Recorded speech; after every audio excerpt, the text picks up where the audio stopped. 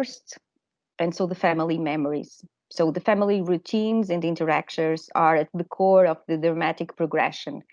Activities such as agriculture, feeding the animals, washing clothes and dishes, children playing, family meals, attain relevant meaning for a family forced to abandon their home. Through the representation of this daily work, I intend to draw attention to the significance of triviality. And we all experience the significance of triviality during confinement. So the documentary film is structured in 3 acts, anticipated by a prologue. The prologue presents imagery of the river and wind turbines located nearby the house. During the first act, we watch the family's daily activities unfold. In the second act, the bodies start to be fragmented, and we only see glimpses of the subjects while life follows its course. And the third act presents the house empty. The family has moved and left behind the sounds of their living existence. The house is no longer a home, but an ark to keep its memories. Informed by the practice of converting the first documentary site into an installation, I decided to design Displacement as an installation from the beginning in order to transform the perception of the space, making use of all aspects of the surrounding environment to affect the audience. And this is just a mock-up of the installation of my intended setup for it. So the installation would be split in 4 channels, plus 1 for each act, plus the prologue.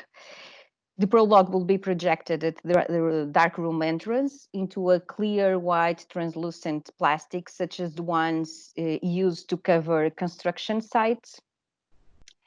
And once we move away the plastic and enter the room, the 3 acts would be screened in 3 monitors, playing with the intersection of images and sounds, sometimes matching different moments of the 3 acts, and in other situations, synchronizing time and space, image and sound. And even when it is not synchronous, we can see some reference or elements that travel from one screen to the other, like the shadow of the curtains in the right, and we have the sheet flowing with the wind in the center. So there are some elements that are tying this narrative, this fragmented narrative. With such strategy, I hope to arouse a somehow matching experience on and off screen and engage the spectator in a closer relationship with the installation and subsequently with the subject on screen. Drawing upon Maurice Merleau-Ponty, one may also consider that the contextual aspects of the living reality could not be removed from the whole account of the sensory. That means that as spectators, we invest the perceived reality with values and understandings that refer essentially to our lives and bodies. Merleau-Ponty, who grounds his theories on phenomenology, as you probably know, considers the sensory experience as the perceptual exchange between an organism and its surroundings, such as the characters on screen and the audience off screen.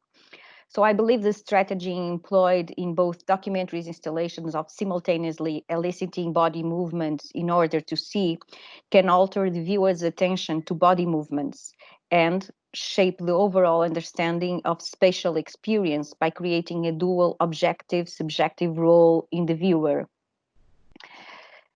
With these 2 pieces, I'm interested in understanding not only how my documentary film background shapes these video installations, as also how the purpose of setting up my documentaries as installations has been affecting my documentary practice, because I believe this interrelational experience as a filmmaker and as audience. I believe also we may address this process as the interchangeability of the moving images from the movie theater to museums and back. And also my practice has been underlining the transmutability of the images, as well as my works have been contaminated by the practice of working both in film and art installations. I like to believe that I'm working in what Raymond Boudoir addresses as l'entre-image, that is to say, a permanent reevaluation of the mutations and exchanges between different image media.